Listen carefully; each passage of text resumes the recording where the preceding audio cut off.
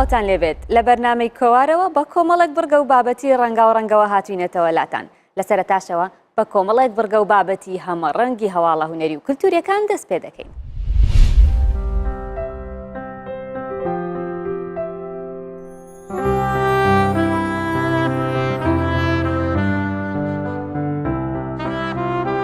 پێشەنگەیەکی تایبەتی شوان ڕەباتی لە گەلەری مۆزەخانەی سلێمانی کە زیاتر لە 25 بەرهەمی هونەرمەند تێدا نمایش کرابوون، بەرهەمەکان لە نێوان هەڵکۆڵین و کۆکردنەوەدا بەرجەستە کرابوون کرایەوە. ئایدیاکانی هونەرمەند لە نێوان بازنە خولاوەکان و دژەکاندا کۆبوونەتەوە و هونەر لە سروشت و پارچە فڕێدراوەکانەوە نمایش کراوە.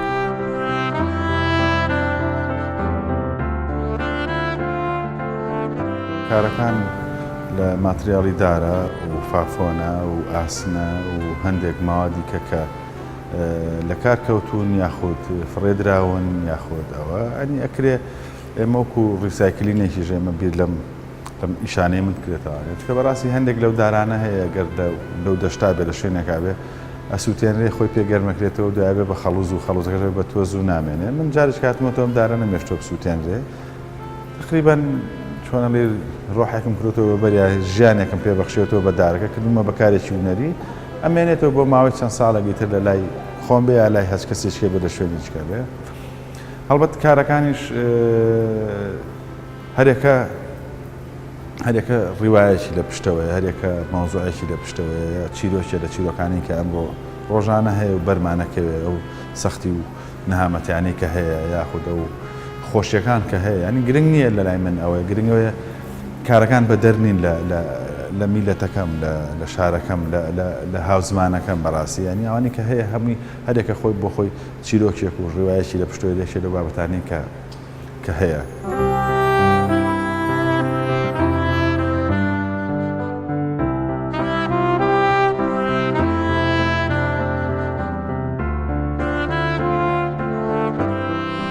کۆنسێپتی ئیشەکانی من وایە ینی من وام بیر کردوتەوانی کە ئەو ماتریاڵانی کە لەو پێش هەبووە زیاتر جاران قڕ و بۆرەک و چیمەنت و تا حەدێ فایبەرگلاسەوە من خۆم بەش بە حالی خۆم دایمە حەز دەکەم بە دوای شتێکا بگەڕم کە داهێنانێکی پێوە دیار بێ یاخود کە تایبەتمەندیەکی دیار بێ. بەڕاستی تقریبەن ئەم ئیشیدار ئیشکردن لەسەردار هەڵکۆڵین و تەطعیم و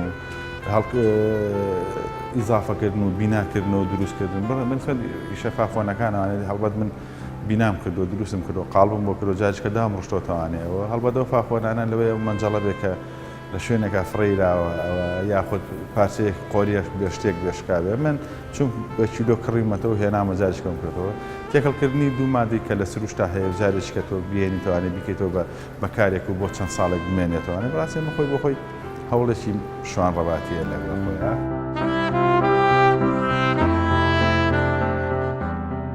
کارکردن لەسەر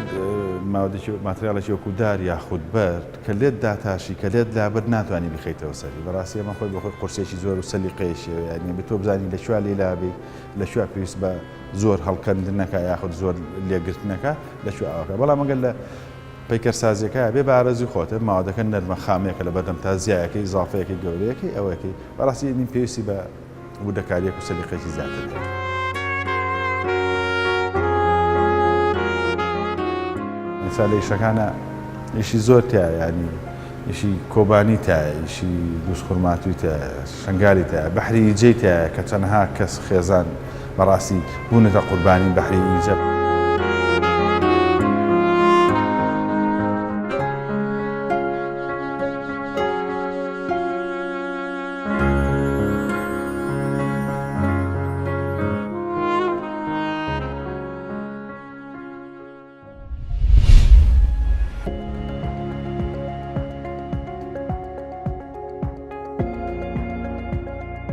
لە هۆڵی یەکێتی نووسەرانی کورد لە قەیدهۆک ئێوارەیەکی شێعر خوێندنەوە بۆ هەڵبەستفانی گەنج هەوار کەمال سازکرا. پاشان هەوار کەمال چەندین شێعری خۆی خوێندەوە. هەروەها ئیمزا لەسەر دیوانی باران کرا و بڵاو کرایەوە.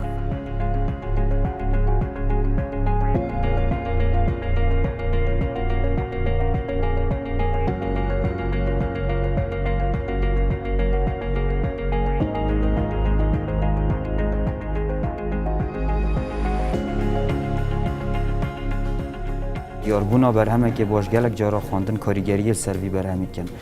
گلک بر همید باشه تین لیش برکو چه درگه حساب و نبوینا و یانجی خواندن سر نهاتی نکردن تنی خواندن سر نوت مازن هاتی نکردن او بر همت مرینه و اگر مرو صحکتیجی او بر هم جه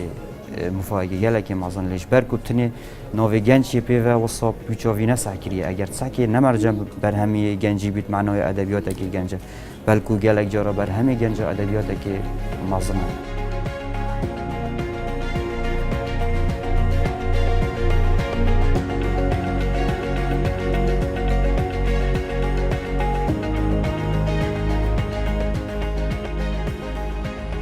راسیب زحمت مروف خود سر بر همه خوب آخوید لیمد وی از گلک تشتا راوز کم گلک بسیارا سروشنیش خوب کم و گلک برسوا سروشنی بدم از حس کم او بخواندوانی بمینیتن یه وید بخوینیتن کابزانی چد بر همی داره کتیان نویسرین کرد اش میجوره درگه خوال برگنجا وکریه بزاوین خوین روشن بریده و گوارا خواه پیف برپرین خواه ما بو گنجایم وکرین و ایرو که اف سمینارا ودیتیک و هلبزوانی نیک و از چیم بجیم هلبزوانه که نی دهو که اجدایی کد بید هوار کمال بچلو پینچ پرین دیوانا خویانی باران هم پیروزباهی آوی دکین و اف بزاوا روشنبیری بو گنجان دی بردوام بید مهندک پروژین دیتر برنکو امد گل گنجان پتر بینیم پیشاب چونکی پاشا روژی او خدانت و مالایکتیان في سرین کردن و مباوری هیکو گنج اون پاشا روژی چید.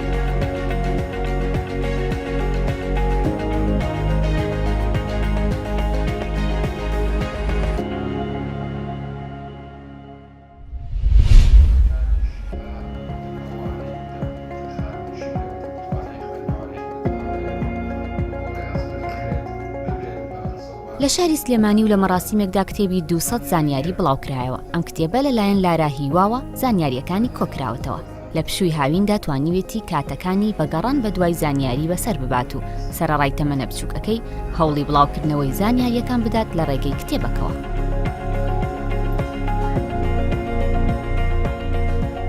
لە پشووی هاوین من حەزم کرد کات کۆمپیوتەر و ئایپادمان دەکرد حەزم کرد سوودێکی لێ ببینم و زانیاریەکان کۆ بکەمەوە بیکەم بە کتێبێک دواتر مانگێک دوو مانگم پێچوو تا کتێبەکەم دەرهێنا دواتر باوکم وت بۆم چاپ بکات.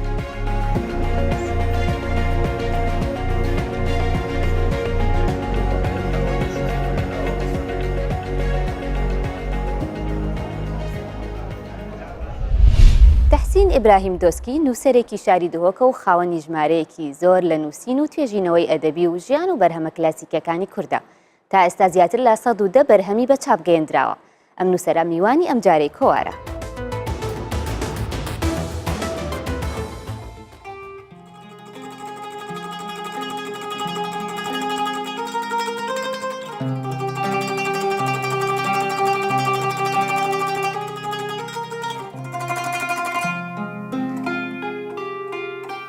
ناوی من تحسین ابراهیم دوسکیه السال 1907 الباجیر دهوک اسیاتی مسر دنیای هل وی باجیری مجیان خویا بریا سری الدسپی که خواندن خو المدرسه مدرسه رسمی یعنی ابتدایی سرطایی ناونجی آماده دهوک منیا خلاص کری و قطاندی هر سال مزگفت جی درست بجنیت فقیاتی و دینی مایت خواندین نگلک سیدایت مایت ویدمی پشت اینگی خواندن خو من البغدایا بدی ماهی اینای الکلیه شریعتی السال 1991 الپشکا دراسات اسلامیه و کلینه اسلامی الکلیه شریعتی من یا بدی ماهی اینای پشتی اش کلیه از خلاص بویم هر سال 91 را حتی وگاوه کار من از درست دینی ویت عربی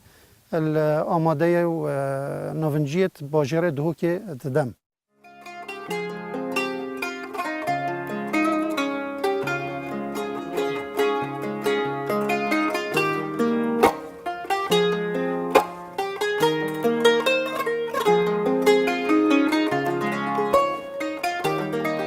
بله ایکمین جرمن نویسینیت خوب بالاف گیرین السال 1988 بو یعنی دم جیمن 18 سال جهنگی ورا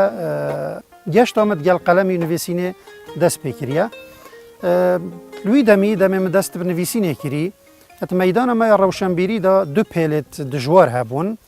پێلێکێت ویا شەڕێ ئەزمانێ me û meletê me navê dînî biket û pêleka diya beramber hebû edviya şerê dînê me biketin ezmanê me û heta hinda jara bi navê miletîniyê jî. Min viya ez bergiriya van her du pêlê tenê bikem bi nivîsînê xwe. Ji ber hindê her destpêkê min hezra hindê kir ku nivîsînê min edvan her du delîva da bêne kirin. Zimanê Kurdî bin pitir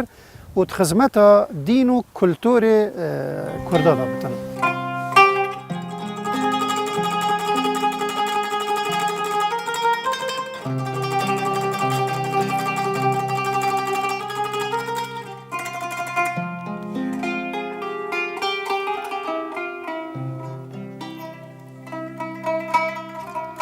ملای جزیری شعرک خودت بجد شو خوشنگ زهر رنگ دل جمن بر دل جمن آورین هی بد پلنگ دل جمن بر دل جمن و شپال مسک خال دم دور گردن شمال جبهتا بسکان سمال دل جمن بر دل جمن یکمین کتاب مبالاف کری بزمان عربی بو الدور زانه که کرد نافدار حافظ عراقی که ایش عالم حدیث یتمازنه اف کتاب هنه لریاض پایتخت سعودیه هاتا چاپ کردن پشت اینگی کتابت من دست نوشان دن کردی و عربی حتی وگاوه 108 کتاب من یداینه چاپه زمان کردی و عربی نه و گلک جهاجیت بالاف بوین الکردستان اجدر و کردستان والدور گلک بابتانه هنه تیدا یه تاریخی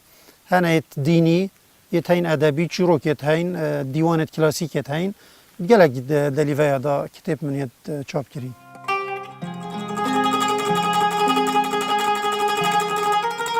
خزین و کنز و سرمایا تیشو جهس را معمایا تیشو ورا پردی جوی سر هلینا دم کشف و تجلایا تیشو حتی بگاوه پترش 25 دیوانت کلاسیک منیت ساخت کرین هندک شوانه بو جارایی که تینه چاپ کرن هندک جی برین ها چاپ بون بس مل سر هندک دست نویست نی پیدا بوین ما تحقیق کرن خدمت دیوان جزیری گلک منیا کری یعنی دیوان هایی پترش 4 جاره ما دا چاپه استانبول جاره که چاپ بوی و نه اخیر برهم من هشتا چاپ نباید بس نزدیک چاپ بتن شرح دیوان ملای جزیری زمان کردی بلکه ببینه 4 ام 5 جلد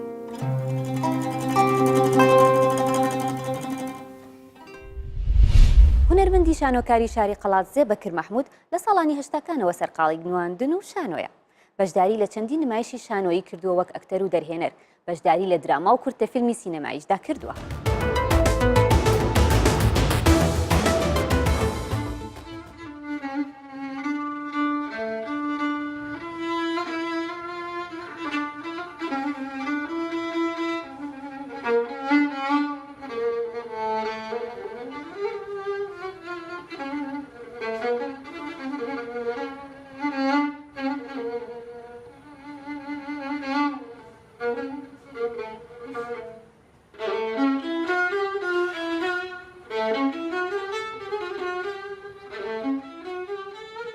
لە ناوەڕاستی ساڵانی هەشتاکانەوە حەز و خولیایەکی تایبەتم بۆ کاری شانۆیی هەبووە. هەر ئەمە ژوای کردووە کە لەگەڵ کۆمەڵێک هاوڕێ و کۆمەڵێک گەنجی تری شارەکەمان بتوانین تیپێکی شانۆیی دروستکەین تیپی نواندنی قەڵاتزێ. لە ساڵی هەشتا و 4ەوە تاوەکو ئێستاکەینێ ئەو تیپە بەردەوام لە کار و چالاشی هونەریدایە. سەرەتا من یەکەم ئیش کە کاری هونەری ئیشم تێدا کردووە شانۆیی پێکەنین بە پێی یاسا بووە. دیارە گەرەمە بۆ ئەو زەمان و ئەو سەردەمە بگەڕێنەوە ئیشکردن لە بواری هونەری بە تایبەتی شانۆ ئیشێکی زۆر قورس بوو. چکاتی ئەو ساتە تەنها تاکە هۆڵێکە بوو لە دەرەوە شار بوو. هەر چواردەورەی سەربازگە و مەعسکەران بوو. زۆربەی ئەو هاوڕێیانەی ئێمە لە ڕێخستنی حیزب و لایەنە سیاسیەکان کاریان دەکرد. سەرباری ئەوەش درێژیان بە کاری شانۆییش و هونەریان دەکرد.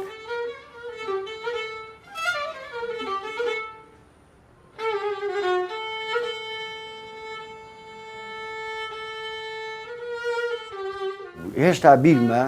ڕۆژی 12 ساڵی 1970 لەبەر قەرەباڵغی نەمانتوانی مەسرحەکەمان پێشکەش بکەین. زۆر تووشی جێرەگرفت بووین تا ساڵی 1970 ئێمە بەردەوام بووین. لە دوای 1970 ناوچەکە ڕاگوێزراوە و ئیدی هەمومان بڵاو بووین و هەندێک لەو برادران لە ئۆردوگا زۆرملەکانیش درێژیان پێدا تا ساڵی 91 لە 91 هەرکە هاتینەوە من بۆ هاندانی زیاتری گەڕانەوەی خەڵک لە ئۆردوگا زۆرملەکانەوە بۆ ناوچەکە و ئەوەدانکردنەوەی دەقێکم حاضر کرد نووسینی قادرۆکە لە چاپەمەنیەکانی سەردەمی شاخ بڵاو کراوەتەوە ڕاگواستن بە ناوی گەڕانەوە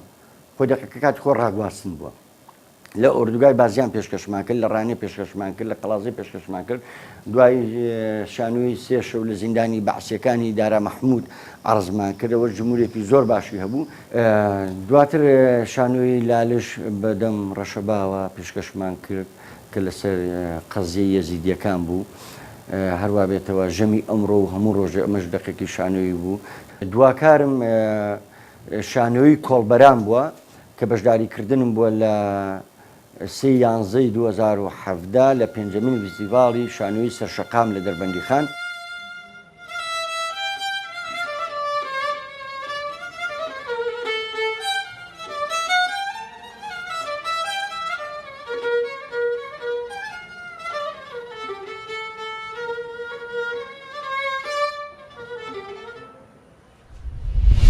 نووسری ڕۆژاوای کوردستان جاندۆست لە چاوپێکەوتنێکدا کە بۆ کۆوار ئەنجام دراوە باس لە ئەزمموی نووسینی خۆی دەکات و دوایین بەرهەمەکانی بۆ ئێمە ئاشکرا دەکات و دەڵێت ژیان بێ خۆشەویستی نابێت.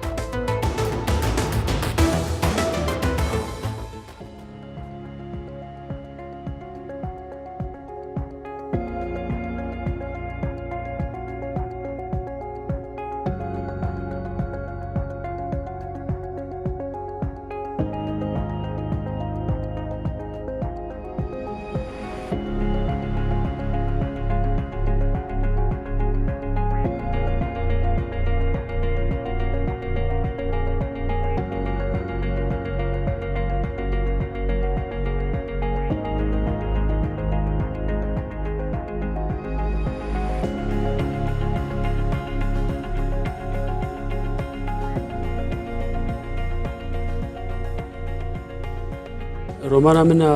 دەستپێکی مژاباد بوو مژاباد بەحسی کۆماری کوردستان دکە کۆمارە کوردستان بە سەرۆکایەتیە پێشەوای نەمر قازی محەممەد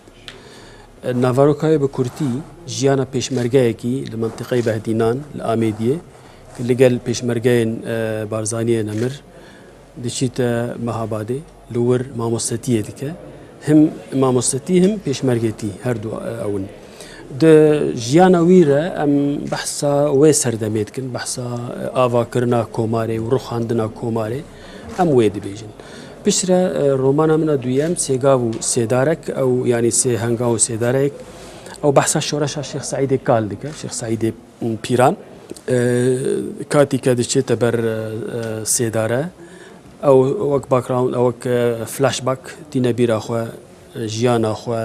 ژیانە شۆرەشاخوا تێکچووناوێ خیانەتێ پاشان من میرنامە نویسی میرنامە بەحسا ژیانە ئەحمەدی خانی دیکە سەیدای خانی کۆمەموزین بۆ بە هشت پاشان مارتینێ بەختەوەر بوو مارتینێ بەختەوەر تعریف و داناسینە بەختەوەریە چییە کەسێک ژێ ئەوروپا تێ ڕۆژهەلات تێ حەلەب باژاری حەلەبێ هەند کەس ژێرت بێژن تەرکی ئەوروپا بکە بیچە ڕۆژهەلات لەور وار و وڵاتێ ڕۆژەیە وڵاتێ عێرفانەیە وڵاتێ ڕۆحانیەتەیە لێ کاتێک و تێدنەرە ینی وڵات هەموو یەکن ڕوحانیت بئینسان بەیە ئینسان کونە ڕوحانی بە لە کوبێژی فەرق ناکە پاشێ من خوێنێک بەسەر مناراوە نویسی بەعەرەبی من نویسی پێشیە دەما لە المئزنە بەحسا کۆمکوژیە باژاری عامودێ لە ڕۆژاوای کوردستانی دیکە مخابن بە دەستی دەسەڵاتە کوردیا وێ دەرێ شەش گەنجێنمە گەنج و پیرەمێردەك بەدەستیوان هاتن کوشتن ڕۆمانە عاشیقی وەرگێر و زەنگەکانی ڕۆمە هەردوو بەشێ هەڤن ینی دوو جلدن ئەو بەحسا ئەم بێژن تەسامحێ هەفتوو قبولکردن تولرانس بحث ئەوێ تشتی دیکن دو ڕۆمانی من لەبەردەست هەنە دەست خەتا پتەرسبورگێ و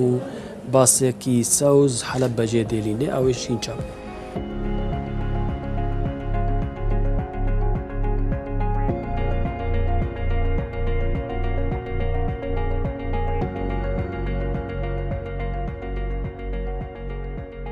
ڕۆمانە کوردی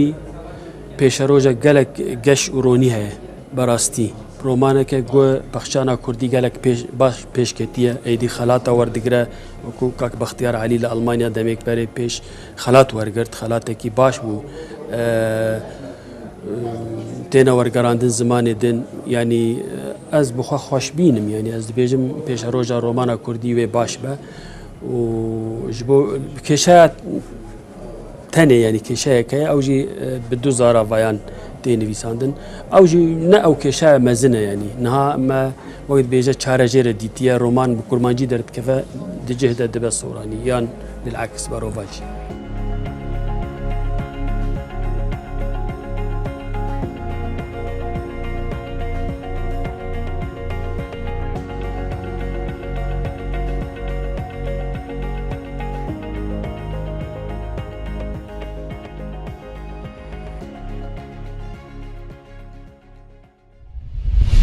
کۆتابەگەی بەرنامەکەمان دەربارەی کۆمەڵی قوتابیانی پەیمانگای هونەرە جوانەکانی هەولێرە کە لەگەڵ مامۆستایەکیان بارگە و بنەیان دەپێچنەوە و پێ بە پێی شێوەکار ئیسماعیل خەیات بەرەو ڕەنگکردنەوەی بەردەکانی سەرڕێی کۆیە بەڕێدەکەون لەگەڵ سروشت و ڕەنگ تێکەڵەیەک دروست دەکەن کە خۆی لە خۆیدا هونەری زەوی دروست دەکات.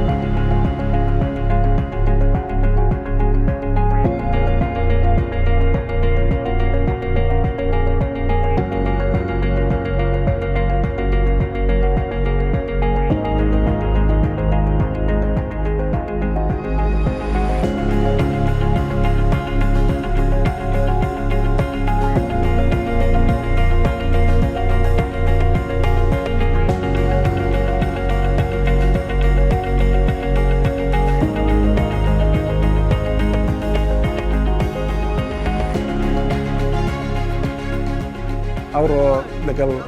قوتابیانی پەیمانگای هونەرە جوانەکانی هەولێر هەوڵماندا لەگەڵ هونەرمەند مامۆستا ئیسماعیل خەیات کە خاوەنی پرۆژەی ئاشتی بۆ کوردستانە هاوکاری بکەین و بین لێرە لەناو ئەو بەردە گەورانەی کە پیرە چەندین ساڵە مامۆستا ئیسماعیل خەیات وەکو پرۆژەیەکی گەورەی هونەری کاری لەسەر کردووە ئێمە بتوانین کە هاوکاری بین و بەشێک لە پرۆژەکەی بۆ ئەنجام بدەین بە ڕەنگکردنی بەردەکان ئەوە بۆ ئێمەوە بۆ قوتابیانی پەیمانگای هونەرە جوانەکان تەجروبەیەکی زۆر تازەیە لەبەر ئەوەی ئەو تەجروبەیە جیاوازە لەو تەجروبانەی کە لە پەیمانگای هونەرە جوانەکان وەکو قوتابی ئەکادیمی یان وەکو زانستی ئەکادیمی دەیخوێنن ئەوان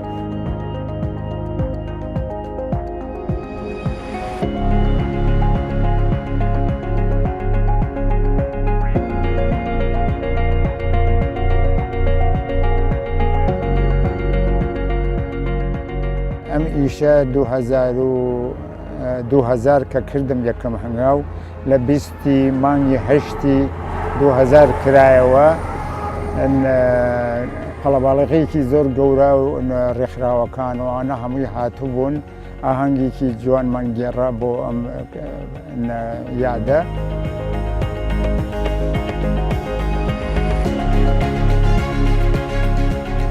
ئەلبەتە ئەم شوێنە ڕنگدانەوەیکی زۆری هەبوو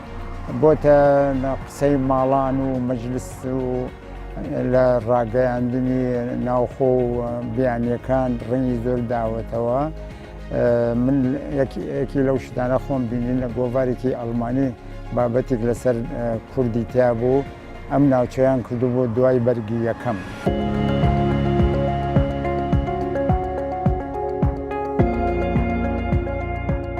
سێنزە هونەرمەند لە دۆهۆک و کەرکووک و هەولێر و سلێمانی بەشدار بوون من ئیسا حەزەکەم هەموو هونەرمەندانی کورد ئەوەی حەزی لێتی ئەوەی ئارزووی لێە چ گەنجان چ ئەوە هاوڕیانەی کە بە تەمەنی یاجیلی خۆ من ئیشتا بکەن ئیسا ئەو بیرۆکەم بۆ هاتۆتەوە بیکەمە مۆزەخانێک لە سروشت بە هیوان بەڕاستی ئەم شوێنە ڕۆژێک بێت ببێتە کافتریایەکی بچووک خەڵک لا بدا پشووکی کەمی تیا بکات و ڕەنگە حەزیش لە وێنەگردن لە ڕسم لای بەردەکان بگرە یا لەم پانتایەکە هەوڵدانەکەم بۆ مۆزەخانە بەڕاستی کاتێکی زۆری ئەوێت من چەند ساڵێکیشم بۆ داناوە پەلەیشم نییە و نەفەسم درێژە بۆ ئەو شتە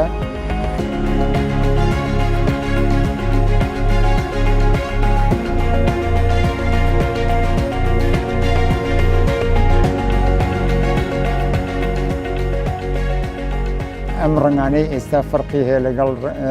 ڕەنگەکانی 2000 کە خۆم تەنیا و لەگەڵ برایک و برازایکم و دوو کرێکارم هێنا ئەم پانتایە گەورایە ئەو کاتە خار خۆم کردم.